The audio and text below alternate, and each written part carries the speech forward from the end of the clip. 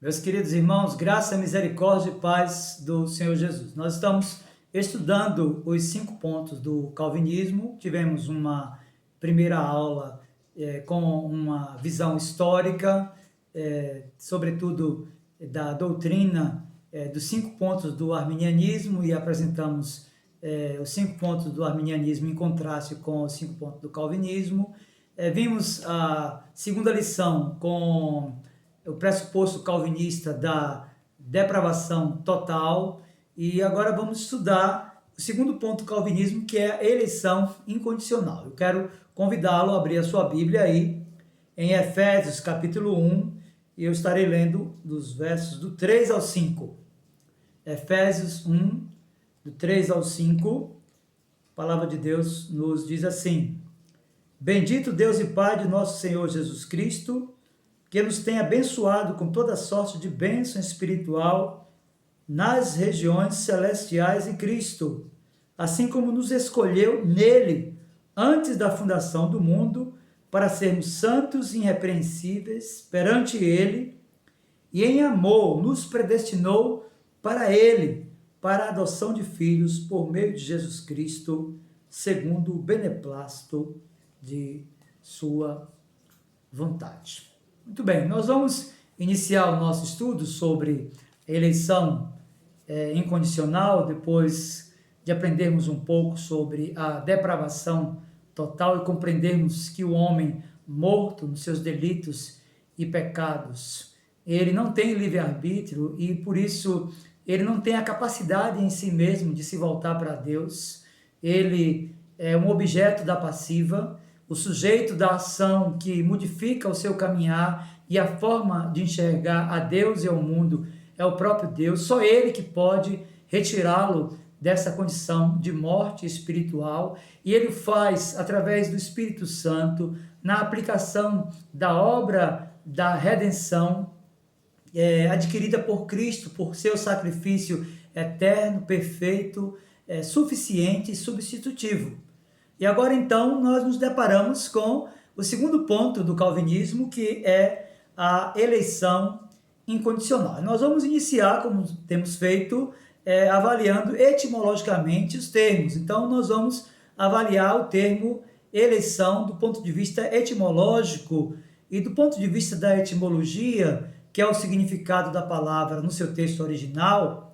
Eleição é um sinônimo de seleção, de escolha entre muitos, ou como Jesus que escolheu os seus próprios discípulos, ou como Deus que escolheu a quem ele resolve conceder seus favores e separa do resto da humanidade para ser peculiarmente seu e para ser assistido continuamente pela sua graciosa supervisão. Então, a ideia de eleição cumpre essa agenda do ponto de vista da etimologia, de seleção e de escolha entre muitos. Mas há um outro conceito para esse termo eleição, que é muito conhecido entre nós, que é o conceito político da palavra eleição.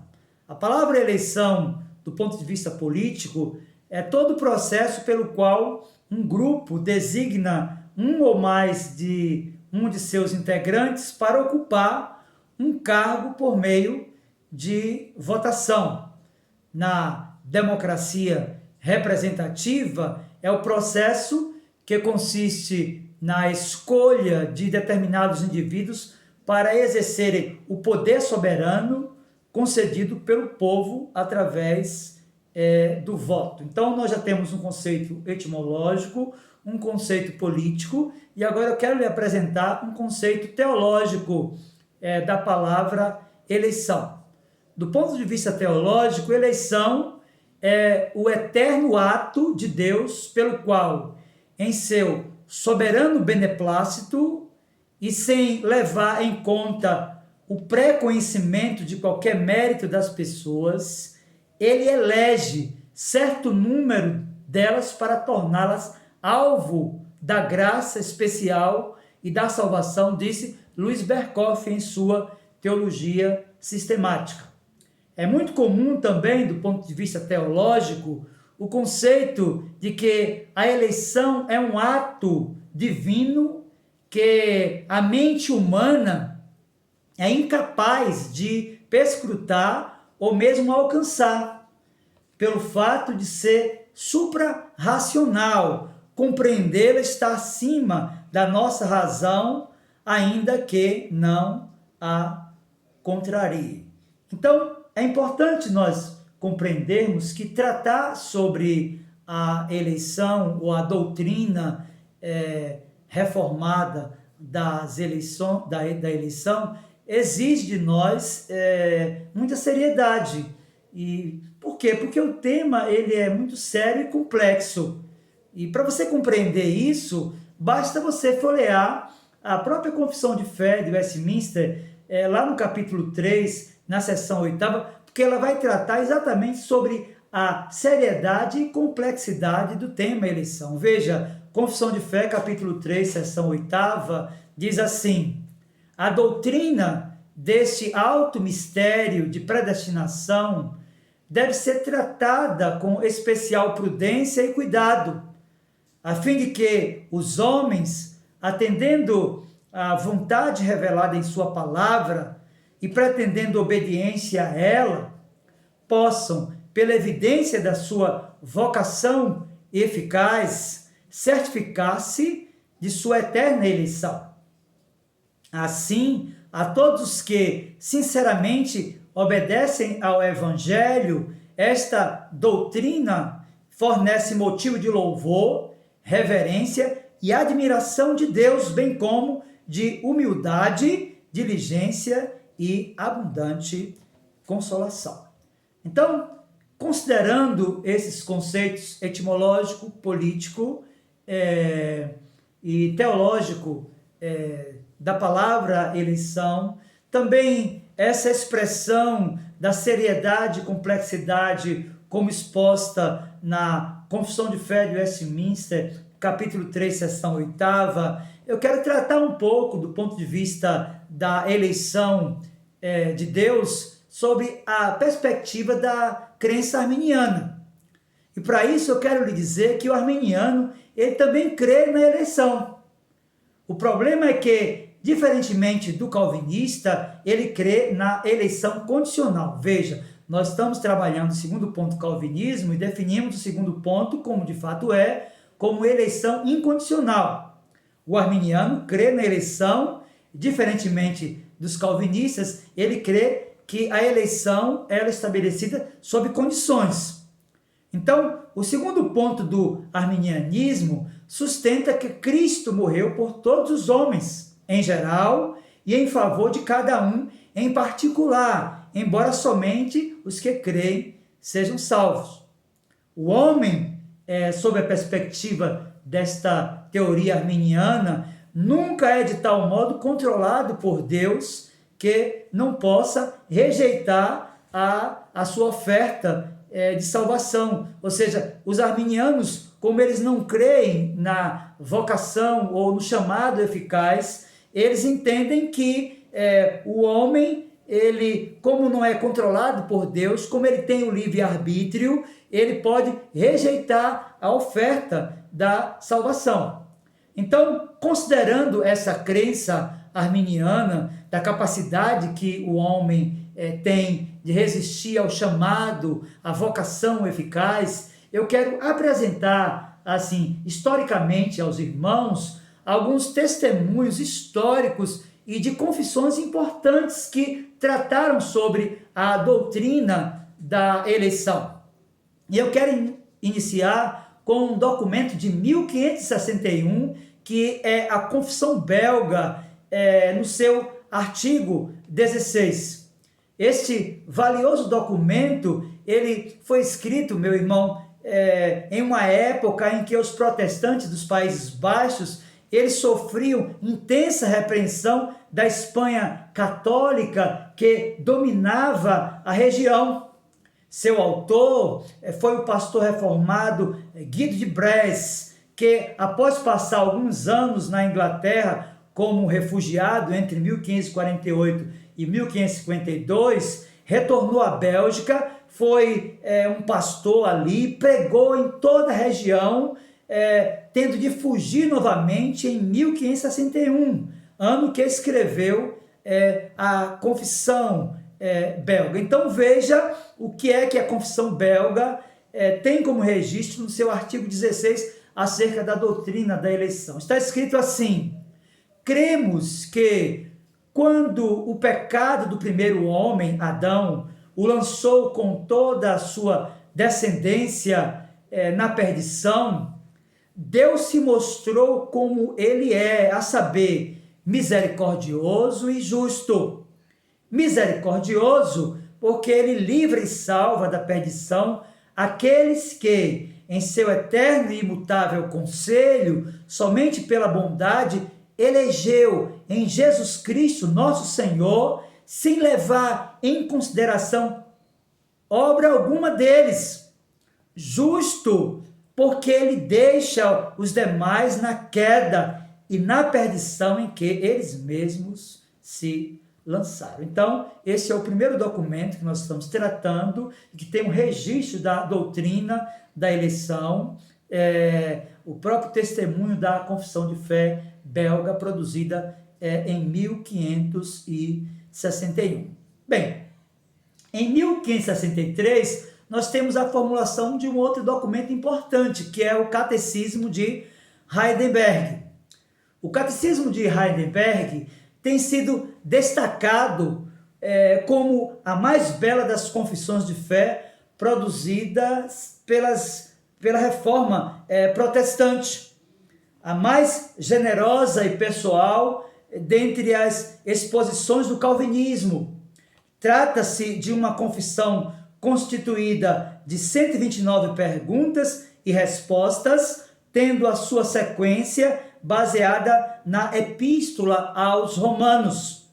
O famoso Catecismo de Heidelberg, também conhecido como Heidelberg, é o mais importante documento confessional da Igreja Reformada Alemã. Então veja qual a resposta à pergunta 54 do Catecismo de Heidelberg. Veja, o que você crê a respeito da Santa Igreja Católica de Cristo? Creio, a resposta, que o Filho de Deus, desde o início e até o fim do mundo, reúne, defende e preserva para si mesmo, pelo seu Espírito e por sua palavra, dentre toda a raça humana, uma igreja escolhida para a vida eterna, composta de pessoas que concordam quanto à verdadeira fé, e que eu sou e serei para sempre um membro vivo desta igreja. Então, nós já temos um segundo documento. Falamos da Confissão Belga, 1561, do Catecismo de Heidelberg, 1563. Importa agora falar da Confissão Helvética, um documento de 1566. Muito bem, esse importantíssimo documento foi escrito pelo reformador suíço Johann Bullinger, convertido à causa evangélica em 1522, e no ano seguinte ele conheceu o Zwinglio, o fundador da tradição reformada, do qual se tornou grande amigo, sucedendo em 1531 na liderança da reforma na Suíça. A Confissão Helvética, ela foi publicada em Zurique em 12 de março de 1566, sendo aceita por todos os cantões reformados. Posteriormente, meu irmão, foi recebida na Escócia, na Hungria, na França, na Polônia, Inglaterra e Holanda, tornando-se, ao lado do Catecismo de Heidelberg, o documento reformado mais estimado e influente. Ela reflete o pensamento maduro de Bullinger e é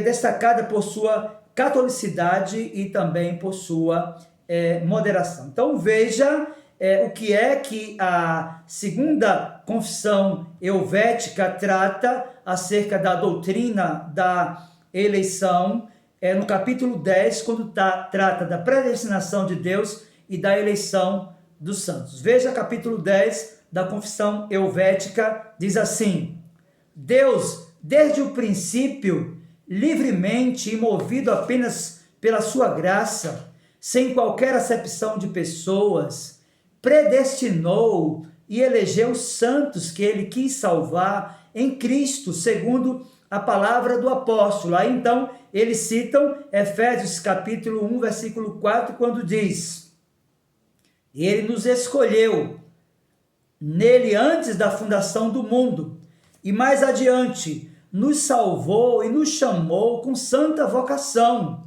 não segundo as nossas obras, mas conforme a sua própria determinação e graça, que nos foi dada em Cristo Jesus antes dos tempos eternos e manifestada agora pelo aparecimento de nosso Salvador, Cristo Jesus. Então, nós vamos partir agora para o nosso próprio padrão de confessionalidade presbiteriana, calvinista, e eu quero apresentar para vocês agora aquilo que a Confissão de Fé de Westminster trata acerca da doutrina da eleição, no capítulo 3, primeiro, na quinta seção. Veja comigo, Confissão de Fé de Westminster, a produção se deu em 1649,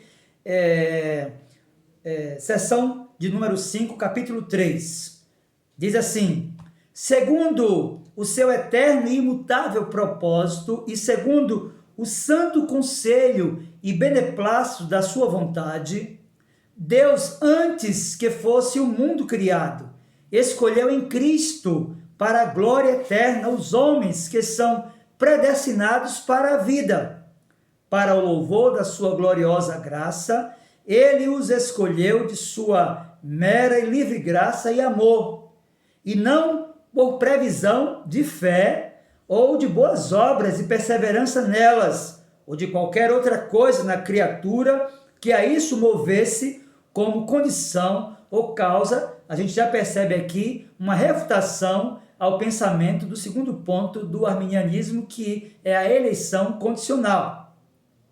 Mas a confissão de fé, ainda nesse mesmo capítulo, no capítulo 3, também na seção 6, vai continuar tratando sobre a eleição. E diz assim: assim como Deus destinou os eleitos para a glória, assim também, pelo eterno e muito livre propósito da sua vontade, preordenou todos os meios conducentes a esse fim, os que, portanto, são eleitos, achando-se caídos em Adão, são remidos por Cristo, são eficazmente chamados para a fé em Cristo pelo seu Espírito, que opera no tempo devido, são justificados, são adotados, são santificados e guardados pelo poder por meio da fé salvadora. Além dos eleitos, não há nenhum outro que seja remido por Cristo, eficazmente chamado, justificado, adotado, santificado e salvo. Então perceba a seriedade dos teólogos de Westminster em definir que a obra redentora de Cristo, ela é aplicada eficazmente apenas e tão somente à vida dos eleitos, nenhum a mais, nem menos nenhum. Cristo morreu pelos seus, e de fato a eleição é incondicional. O homem não pode fazer absolutamente nada para ter o seu nome escrito no livro da vida, e ele também não pode, de maneira alguma, ter volições positivas para receber a Cristo como Salvador, a não ser que o Espírito Santo o regenere e transforme a sua vida. É importante, então, dentro dessa perspectiva calvinista e naquilo que vimos na Confissão de Fé de Westminster, continuarmos voltados para a nossa confessionalidade, agora lendo também a pergunta e a resposta do Breve Catecismo, pergunta 20, resposta 20 do Breve Catecismo de Westminster. Veja como eles trataram no Breve Catecismo a doutrina da eleição incondicional. A pergunta 20 é a seguinte: deixou Deus todo o gênero humano perecer no estado de pecado e miséria? Veja a resposta. Tendo Deus unicamente pela sua boa vontade, desde toda a eternidade, escolhido alguns para a vida eterna, entrou com eles em um pacto de graça para os livrar do estado de pecado e miséria e trazer a um estado de salvação por meio de um Redentor. Então perceba que no início da resposta à pergunta 20, os teólogos de Westminster, na Assembleia de Westminster, disseram, tendo Deus unicamente pela sua boa vontade, desde a eternidade, escolhido alguns para a vida eterna. Então eles disseram que o Senhor entrou com eles em um pacto de graça. Então o homem não pode fazer absolutamente nada. Ele é um objeto da passiva. Deus é o sujeito da ação. Nunca esqueça disso.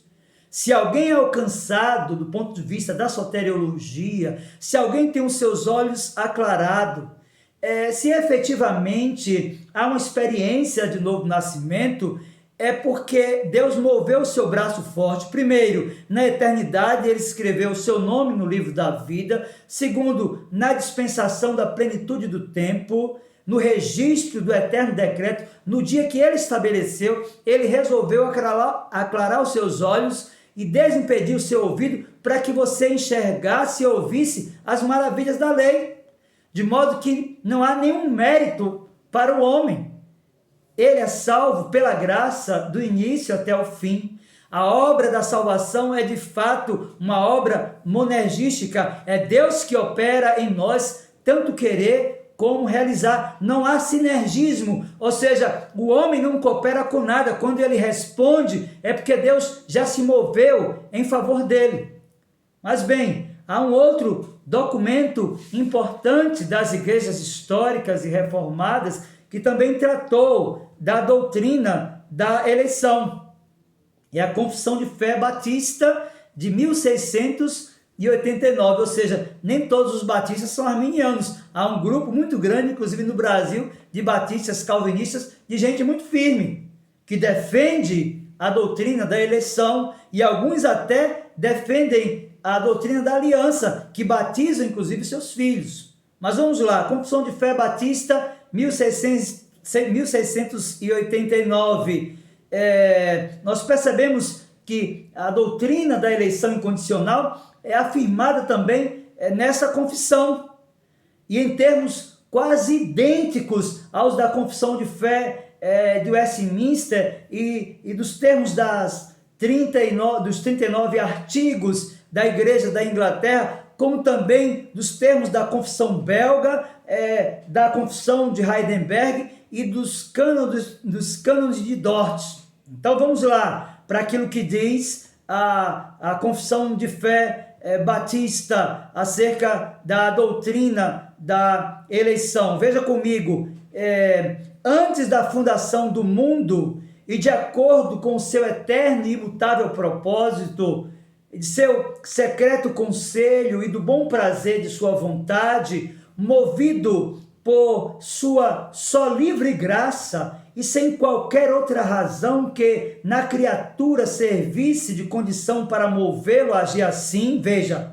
Deus predestinou para a vida aqueles que escolheu em Cristo para a glória eterna. Então, é importante percebermos que há credos e confissões que trataram historicamente desse assunto, ou seja, a doutrina da eleição incondicional não é nada novo, talvez seja novo para você que nunca estudou e nem gostou de teologia, mas como há esse movimento agora nas redes sociais e há grandes expoentes das doutrinas da graça, talvez você tenha sido despertado para uma coisa muito antiga.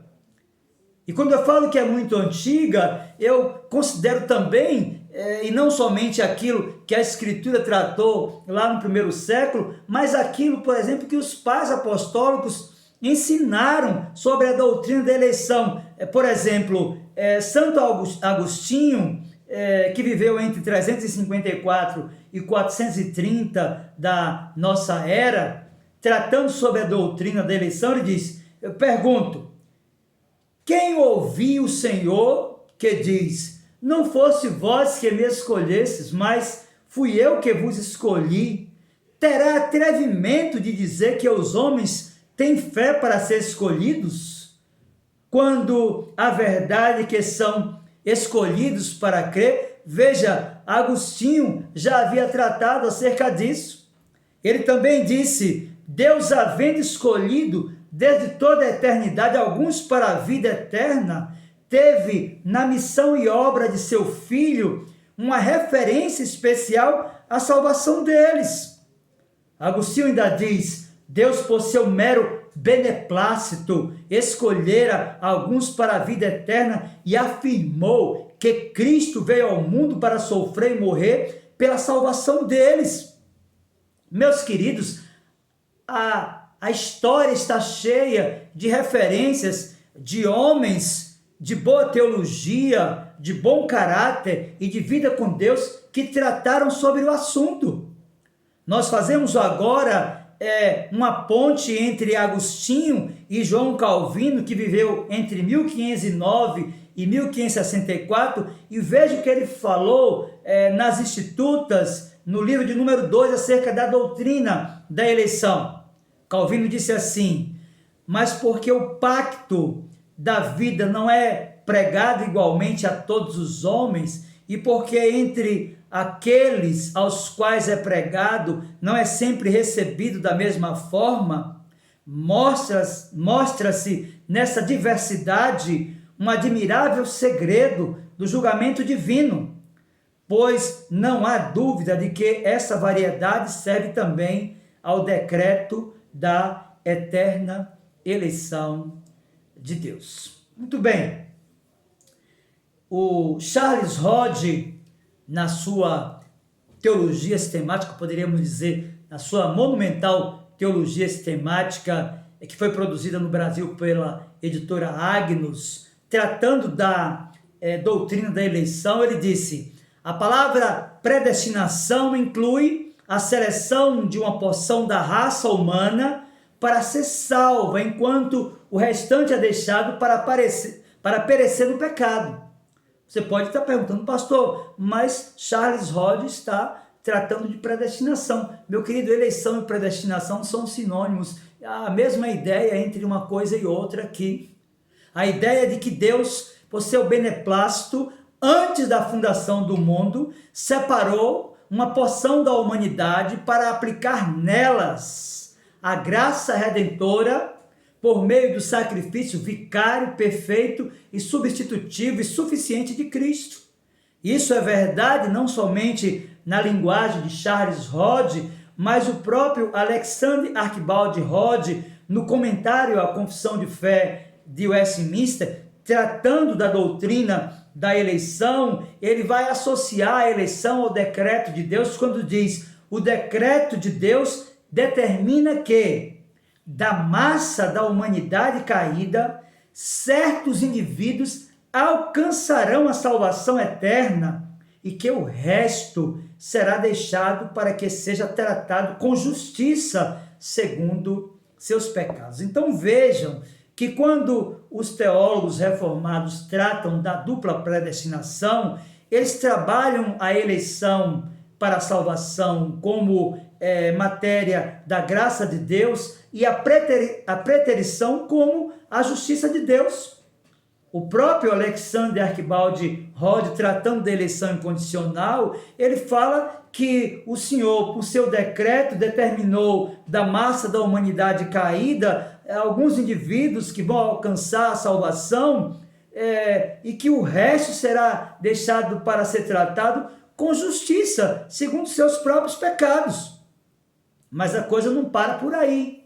E você vai perceber também, a partir de uma confessionalidade batista, naquele que ficou conhecido como príncipe dos pregadores, Charles Haddon Spurgeon, que ele tratou também sobre a doutrina da eleição. Eu acho interessante essa frase de Spurgeon. Veja o que foi que ele falou.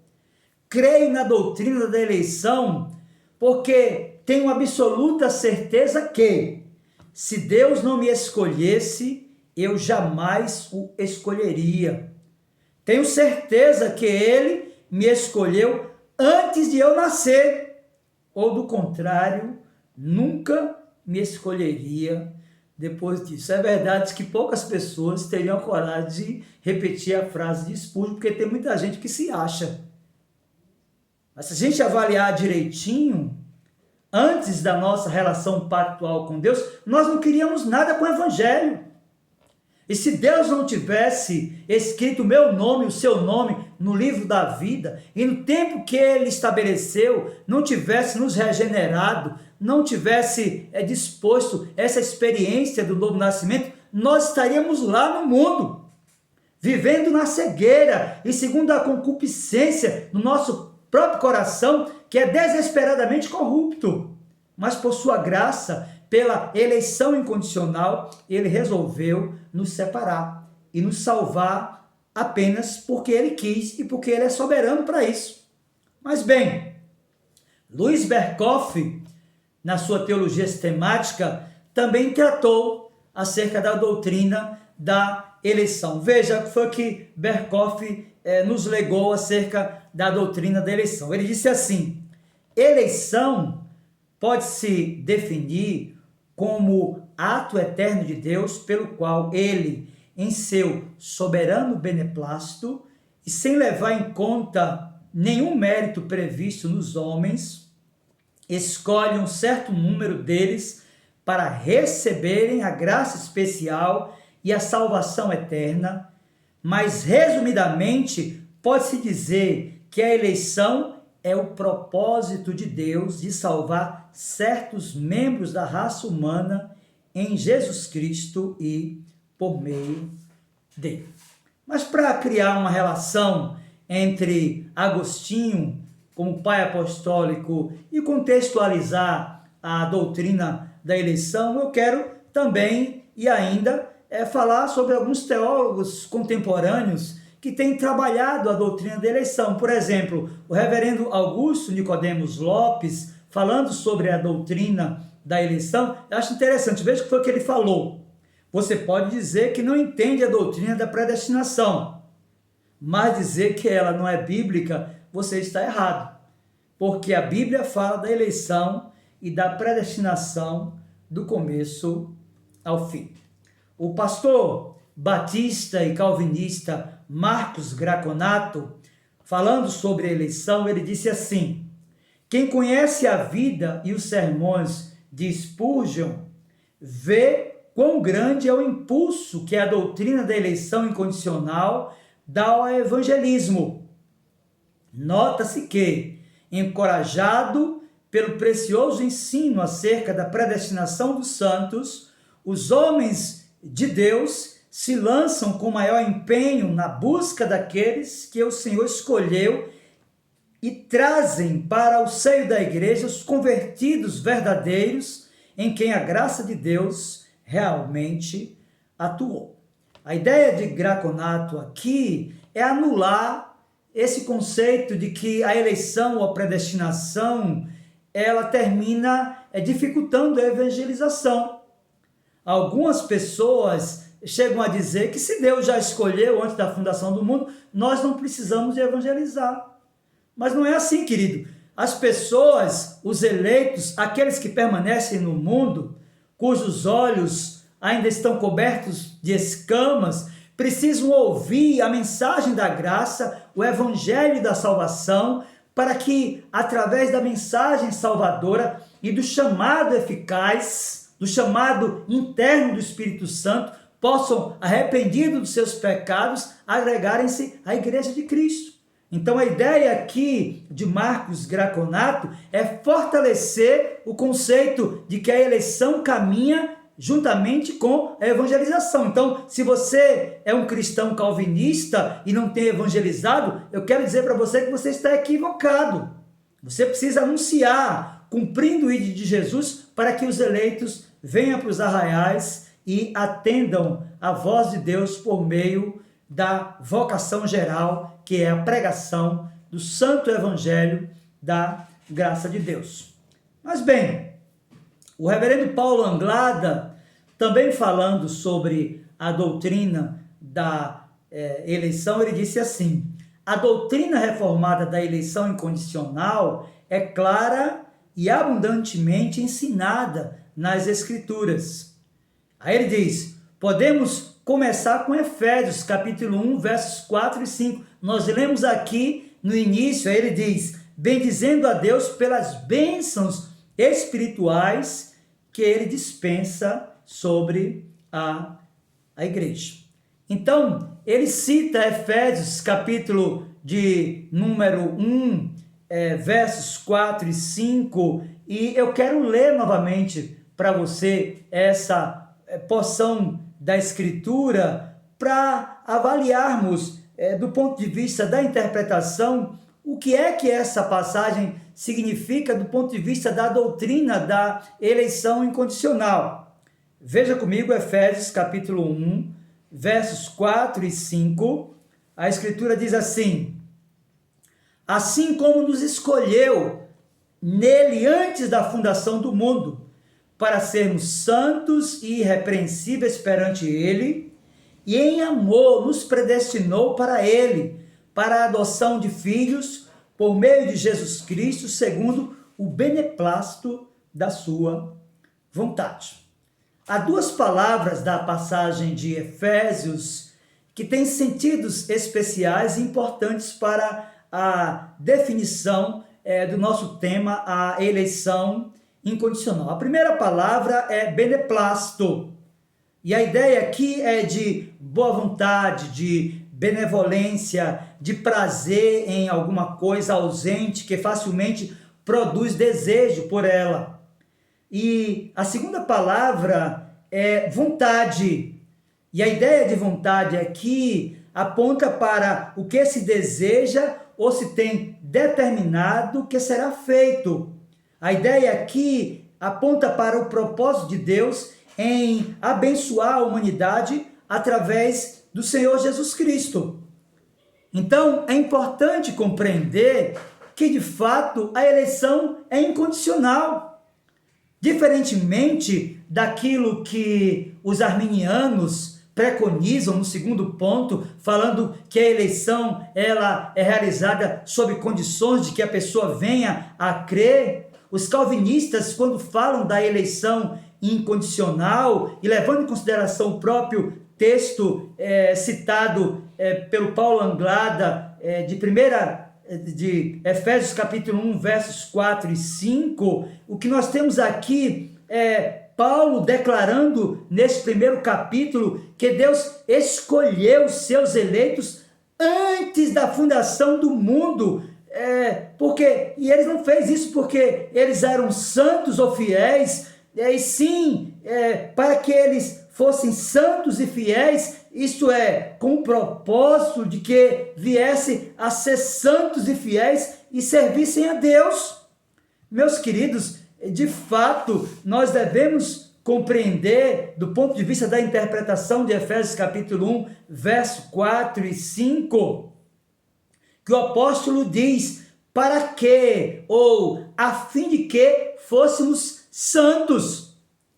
Ou seja, a eleição não foi condicionada pela previsão ou méritos humanos, nem ainda pela previsão de sua fé. Ela é a raiz da salvação e não o seu fruto. É importante que se diga isso. Meus queridos, o propósito de Deus é apresentado não como sendo desta terra, mas do céu, pelo fato de que já existia antes mesmo da fundação do mundo. O cristão necessita perceber que sua fé descansa completamente sobre a obra de Deus e não sobre o fundamento inseguro de qualquer coisa que se encontre em si mesmo. O que nós percebemos na doutrina da eleição, que tudo é trabalho do Senhor e de acordo com o seu plano, um plano que existia antes da fundação do mundo. Em contraste com a visão presciente da predestinação, meu querido irmão, entre os arminianos, a visão reformada assevera que a decisão final para a salvação está com Deus e não com o homem. Deus é o sujeito da ação. É importante compreender que a eleição incondicional ensina que desde a eternidade Deus escolheu intervir nas vidas de algumas pessoas e trazê-las à fé salvadora sem nenhuma visão prévia do nosso comportamento humano. O destino final do indivíduo é decidido por Deus antes mesmo que o indivíduo tenha nascido e sem depender, em última análise, da escolha humana. Essa coisa da eleição condicional é de fato outra falácia dos pressupostos arminianos, como é também o livre-arbítrio. Então, nossa eleição não depende de nada que Deus previu em nós. Nossa fé, obediência e perseverança não são a causa, mas a consequência de nossa eleição. Fomos eleitos para a obediência não por sermos obedientes. Fomos predestinados para sermos conforme a imagem de Cristo, não porque já temos essa imagem.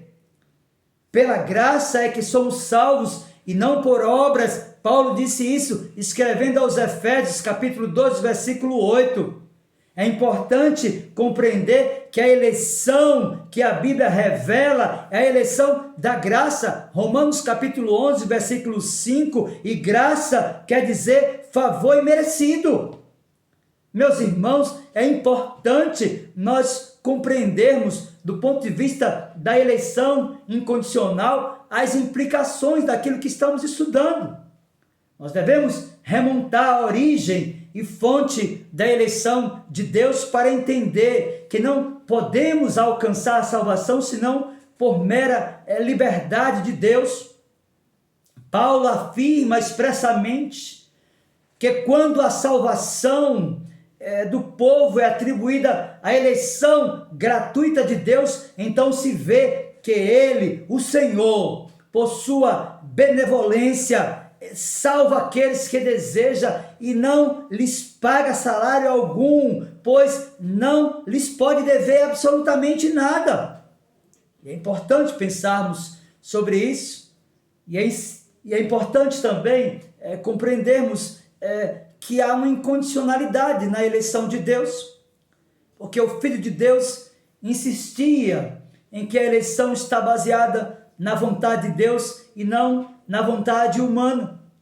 O Senhor Jesus Cristo despojou-os de seu ego exaltado, retirou qualquer mérito humano e de que alguma condição boa ou favorável pudesse existir neles para que Deus pudesse elegê-los. Ora, a eleição ocorreu antes da fundação do mundo e Deus não viu absolutamente nada de bom em ninguém.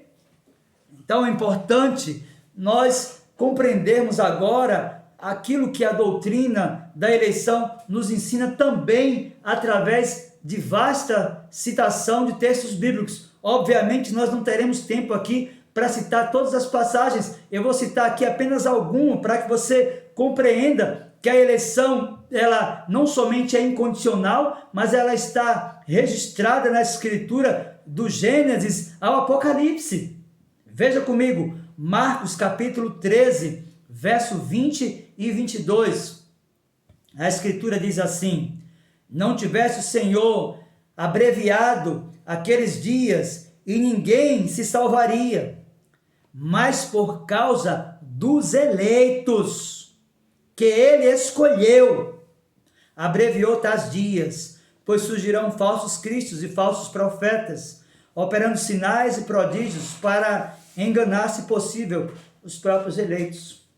Se você folhear a Escritura ainda no Novo Testamento, na literatura paulina, você vai ver, por exemplo, Paulo escrevendo a segunda carta aos Tessalonicenses, capítulo 2, versos 13 e 14, veja o que o apóstolo disse.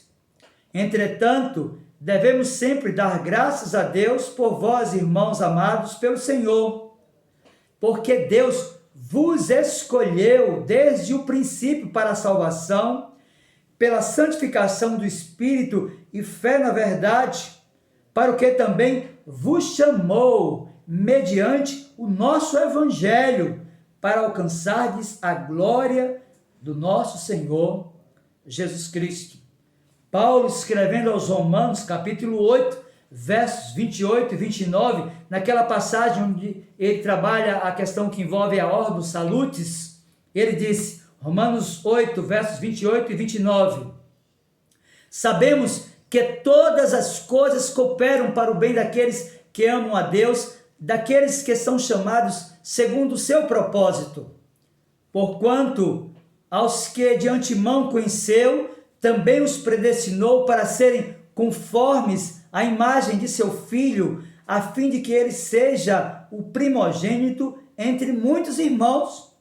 Meus irmãos, ainda nesta mesma carta de Paulo aos Romanos, agora no capítulo 9, a partir do versículo 11 até o versículo 13, você verá mais uma vez o apóstolo tratando sobre a doutrina da eleição e da incondicionalidade da eleição. Romanos 9, a partir do 11 ao 13 diz, e ainda não eram os gêmeos nascidos, nem tinham praticado bem ou mal, para que o propósito de Deus quanto à eleição prevalecesse, não por obras, mas por aquele que chama. Já fora dito a ela, o mais velho será servo do mais moço, como está escrito, amei Jacó, porém me aborreci de Esaú. Ainda no Novo Testamento também, na literatura paulina, agora na primeira carta de Paulo aos Coríntios, capítulo 1, a partir do versículo 26 e até o versículo de número 29, a Escritura diz assim, acompanhem comigo, 1 Coríntios 1, do 26 ao 29. Irmãos, reparai, pois, na vossa vocação, visto que não foram chamados muitos sábios segundo a carne, nem muitos poderosos, nem muitos de nobre nascimento. Pelo contrário, Deus escolheu as coisas loucas do mundo para envergonhar os sábios, e escolheu as coisas fracas do mundo para envergonhar as fortes, e Deus escolheu as coisas humildes do mundo e as desprezadas, e aquelas que não são, para reduzir a nada as que são, a fim de que ninguém se vanglorie na presença de Deus. Você percebe a incondicionalidade da eleição? Como de fato, segundo o ponto do calvinismo, ele está correto, não é por obras, não é porque você teve capacidade, mas é que Deus, por sua graça, resolveu registrar o seu nome no livro da vida antes da fundação do mundo, ainda que você não acredite. Mas segue a exposição de tantas passagens bíblicas. Agora Paulo, escrevendo a segunda carta a Timóteo, capítulo 1, versos 8 e 9, ele nos diz, não te envergonhes, portanto, do testemunho de nosso Senhor, nem do seu encarcerado, que sou eu. Pelo contrário, participa comigo dos sofrimentos a favor do Evangelho, segundo o poder de Deus, que nos salvou e nos chamou com santa vocação, não segundo as nossas obras, mas conforme a sua própria determinação e graça, que nos foi dada em Cristo Jesus antes dos tempos eternos. Meus irmãos, nós temos uma porção enorme de passagens que referendam a incondicionalidade da eleição de Deus para os seus eleitos, e de fato o Evangelho de João, capítulo 6, versos 37 e 44, ratifica tudo quanto nós já lemos. João capítulo 6, versos 37 e 44, diz, todo aquele que o Pai me dá, esse virá a mim, e o que vem a mim, de modo nenhum o lançarei fora. Ninguém pode vir a mim, se o Pai que me enviou não o trouxer, e eu o ressuscitarei no último dia. Meus queridos, se nós continuarmos folheando o próprio Evangelho de João, agora no capítulo 15, verso 16, nós vamos ver o próprio Senhor Jesus falando para os seus discípulos. E ele é muito claro sobre a incondicionalidade da eleição. Ele disse: não fosse vós que escolhesses a mim, pelo contrário, eu vos escolhi a vós outros e vos designei para que vades e deis fruto, e o vosso fruto permaneça, a fim de que tudo quanto pedirdes ao Pai, em meu nome, Ele vos conceda. Se nós continuarmos folheando os evangelhos, nós vamos ver ainda, agora no evangelho de Lucas, capítulo 4, verso do 25 ao 27, a Escritura nos diz: na verdade vos digo que muitas viúvas havia em Israel no tempo de Elias, quando o céu se fechou por 3 anos e 6 meses, reinando grande fome em toda a terra. E a nenhuma delas foi Elias enviado, senão a uma viúva de Sarepta de Sidom. Havia também muitos leprosos em Israel nos dias do profeta Eliseu, e nenhum deles foi purificado, senão Naamã o sírio. Você consegue compreender esse elemento da eleição de Deus também no passado, no Antigo Testamento? Esse texto de Lucas, capítulo 4, verso 25 ao 27, nos ensina isso. Mas voltando para o Evangelho de João, capítulo 6, verso 65 e 66, a Escritura nos diz assim: e prosseguiu: por causa disto é que vos tenho dito, ninguém poderá vir a mim, se pelo Pai não lhe for concedido. À vista disso, muitos dos seus discípulos o abandonaram e já não andavam com ele. De fato, a doutrina da eleição, meu querido irmão e amigo, continua trazendo implicações no próprio seio da igreja. Nós temos muitas igrejas calvinistas cheias de arminianos e igrejas arminianas cheias de calvinistas. Para você compreender as implicações da doutrina da eleição incondicional, basta você acessar as redes sociais e perceber quanta coisa tem sido produzida e quantos embates e conflitos têm sido gerados em torno da doutrina da incondicionalidade ou da condicionalidade da eleição. Enquanto que os arminianos pensam que a eleição é sob condições, é a própria pessoa que crê, já que ela tem livre-arbítrio, os calvinistas compreendem, primeiro, que o homem nasce morto nos seus delitos e pecados, e segundo, que ele é chamado eficazmente pelo decreto da eleição que ocorreu antes da fundação do mundo. Então, é importante nós compreendermos, e eu quero caminhar para o final, citando aqui, primeiro, Santo Agostinho. E eu acho interessante essa frase de Agostinho, porque ele disse que se você crê somente naquilo que gosta no Evangelho e rejeita o que não gosta, então ele diz, não é no Evangelho que você crê, mas sim em si mesmo. Então tenha cuidado com seus pressupostos de condicionalidade, de livre-arbítrio, porque você pode estar indo se chocando frontalmente com os princípios da eleição de Deus e do estado de depravação total do homem natural. E se Deus não agir sobre ele e não chamá-lo eficazmente a um relacionamento pactual, ele vai ficar lá. Nós cremos, enquanto calvinistas, que a salvação ela não é provisória. Não existe essa coisa de alguém perder a salvação. A salvação para nós ela é eterna. E é importante falar sobre isso, porque se a salvação depende de você, então você pode perder.